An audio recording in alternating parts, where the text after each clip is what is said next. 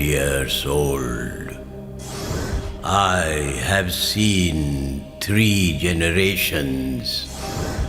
I have seen how one generation built fortune for the next generation, and the 3rd generation glorified with their achievements in the field of education, literature, and spiritualism.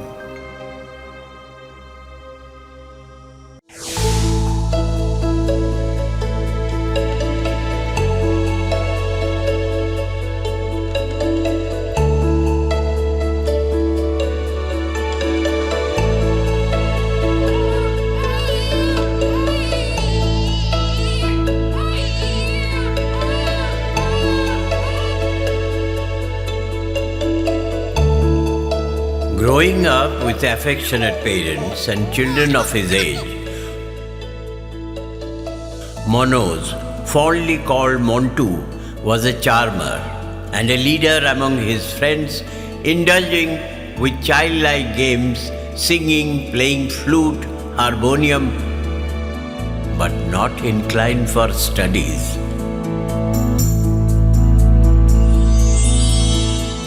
Leader indeed, as he grew up to be known in studies, debates, teaching, and finally literature and spiritualism.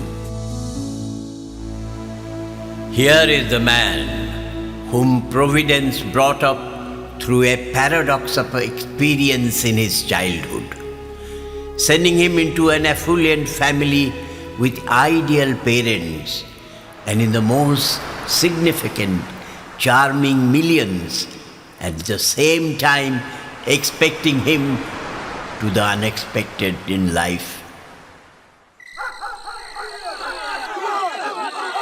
When his house was plundered twice before his young eyes, also giving him the experience of witnessing the horrors, unprecedented famine and cyclone around him, where his family played the role of saviors for the villagers. In 1942, there was a severe cyclone which destroyed the crop, and a famine followed. To cut the story short, epidemics followed. Though I was born myself in an affluent house, feudal house, but I could see before my eyes my familiar faces disappearing, hundreds of them dying. My house was raided twice by bandits. Made the young Manoj of 15 years old write Samudrara Khyuda, Hunger of the Ocean, which had brought laurels and appreciation from well-known writers like Kalandi Charan Panigrahi and the editors of Odisha. After school and college in Balasore, he went to Samanta Chandrasekhar College, Puri, where his brother, Professor M.N. Das, was lecturer.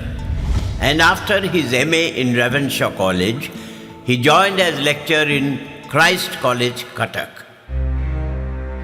Here is a man who in his youth was a fascinating revolutionary leader, courting jail and escaping assassination attempt in a faraway resort in Indonesia.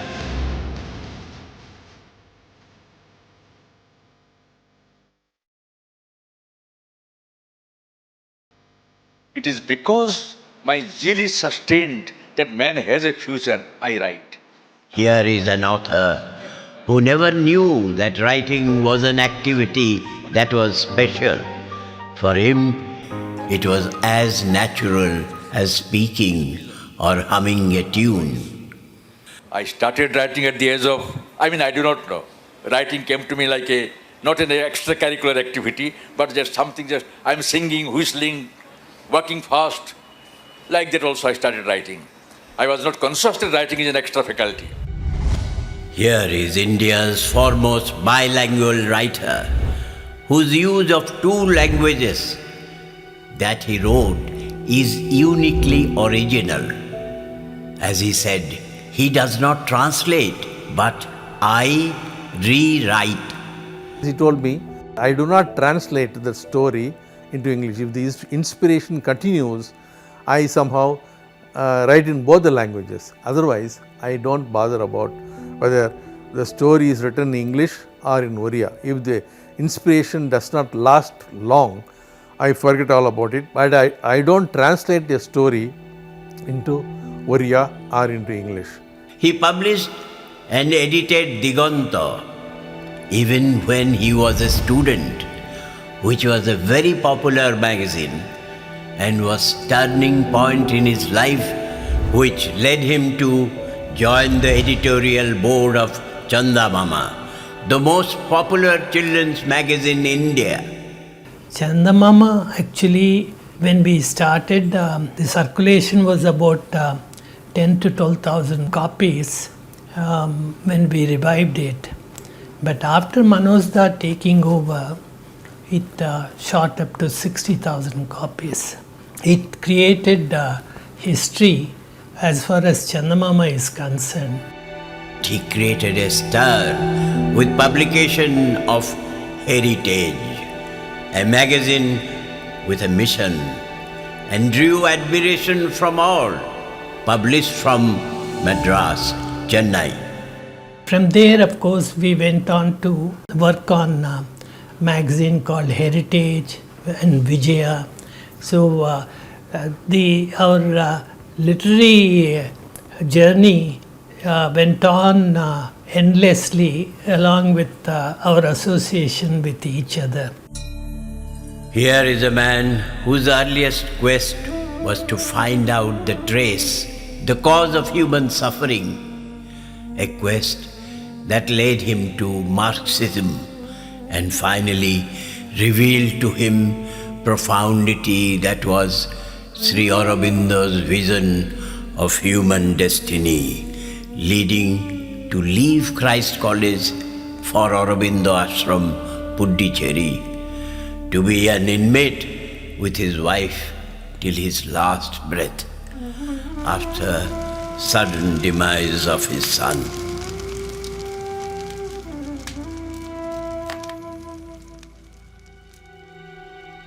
Here is probably the best loved author of Odia, who was greatly influenced by Fakir Mohan Senapati.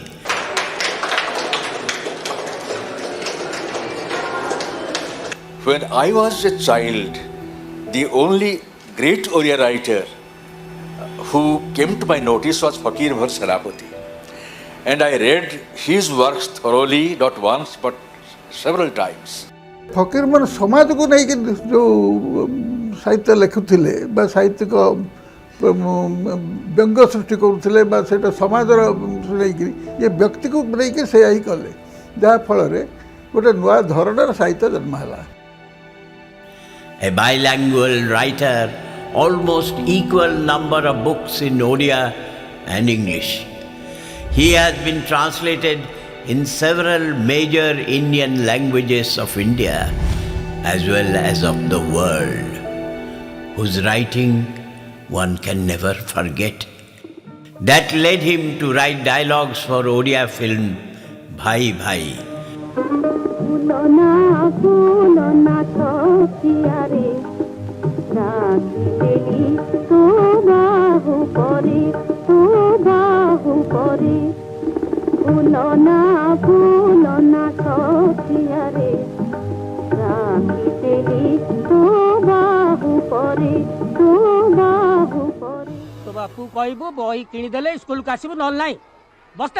Some of his touching stories have been remembered even today for its content and creativity, like Lakshmira Abhisara, The Adventure of Lakshmi, by eminent director Raju Misra.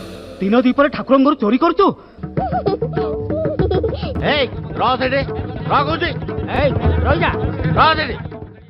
Aranyaka, by eminent director A.K. Beer. कच्चा खा जाऊंगा तुझे, मारा क्यों नहीं?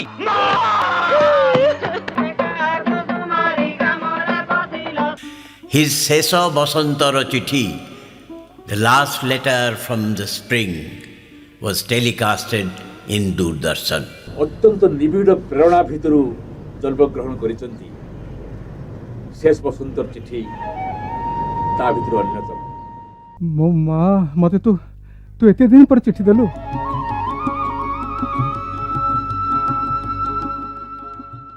Manoj Das, a creative writer on whom Sahitya Academy, the National Academy of Letters, has bestowed its highest honor, the fellowship, after receiving Sahitya Academy Award for Creative Writing in 1973.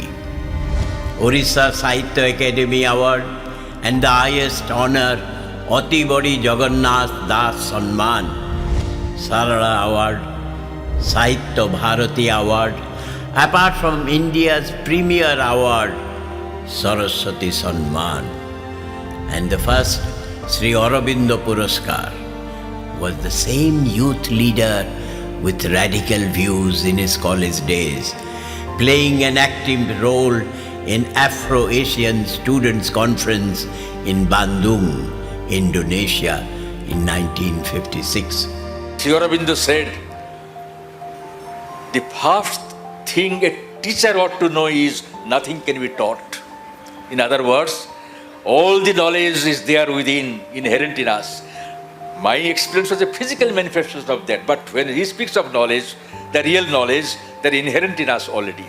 His deep quest, however, led him to mysticism, and he has been an inmate of Sri Aurobindo Ashram, Puducherry, since 1963, where he taught English literature and philosophy of Sri Aurobindo at the Sri Aurobindo International Center of Education since 1971.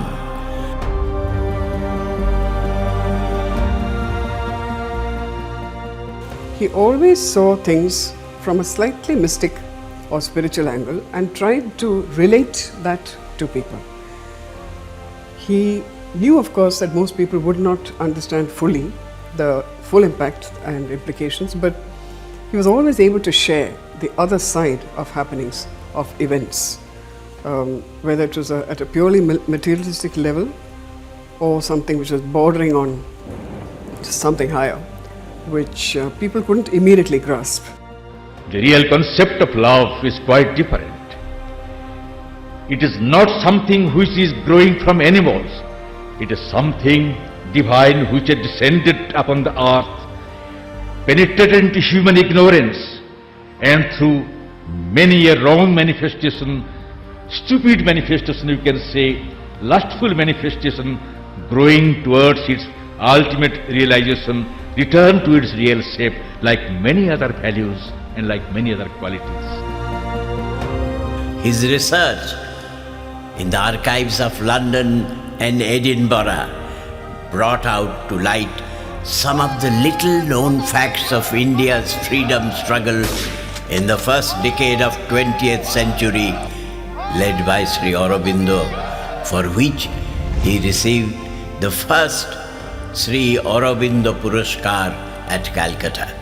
It is fantastic how a young man of his time and without any modern amenities at his disposal, not even a car, not even telephone, could organize such a massive thing, so that not only the Lieutenant Governor of Bengal, but Governor General of India wrote to the Minister for India, Lord Morley in London, that is Secretary of State as we call him. He is the most dangerous man in India so far as the colonial outlook was concerned. It was at that time the great poet Rabindranath Tagore wrote, Aurobindo Rabindrer Laho Namaskar. Rabindranath was 12 years younger than him, but he said, Oh Aurobindo, take the salutations of Rabindranath.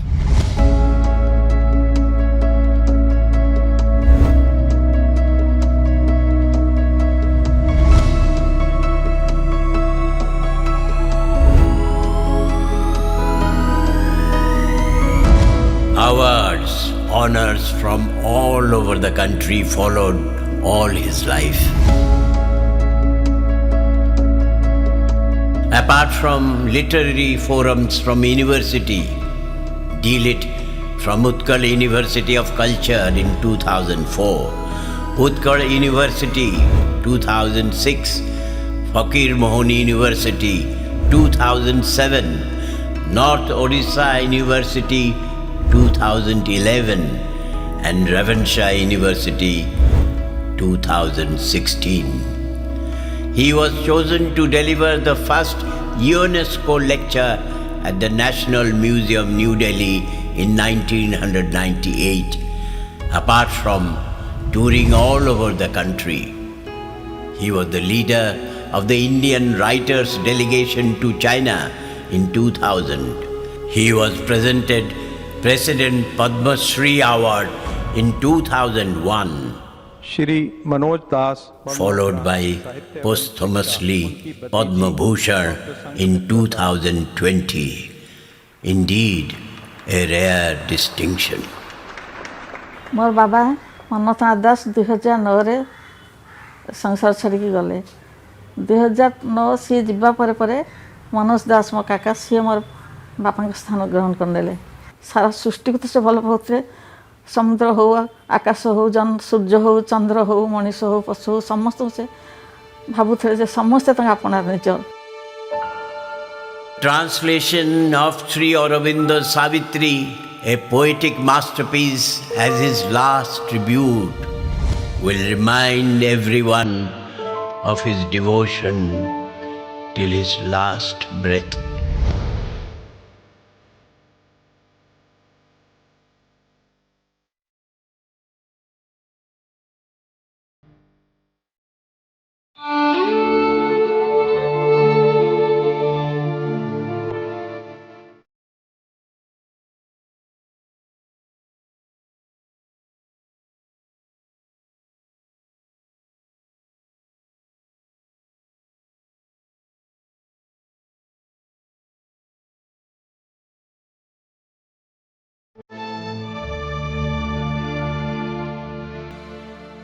बाबा और काका मनोज दास मनोज दास मु किंतु से दुई जन दुई भाईंकर निबिड़ता तो मुझे घर के देखी भाई भाई भितर केते दूर संपर्क गभीर हो पारे से निश्चय प्रणाम करे बाबा निश्चय पीठीटा आउजे आने As Manmatha and Manoj were growing in status with honors, awards and international recognition, I was growing old and needed attention for repair and restoration. Fortunately, the government of Odisha took up the cause, and with experts of Indian National Trust for Art and Cultural Heritage intact,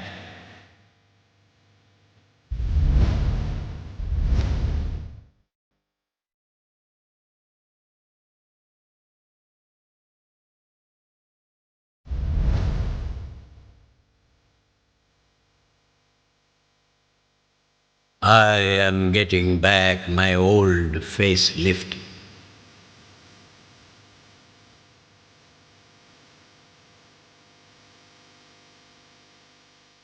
Ready to welcome all to this heritage building of legendary Das family of Sankhari.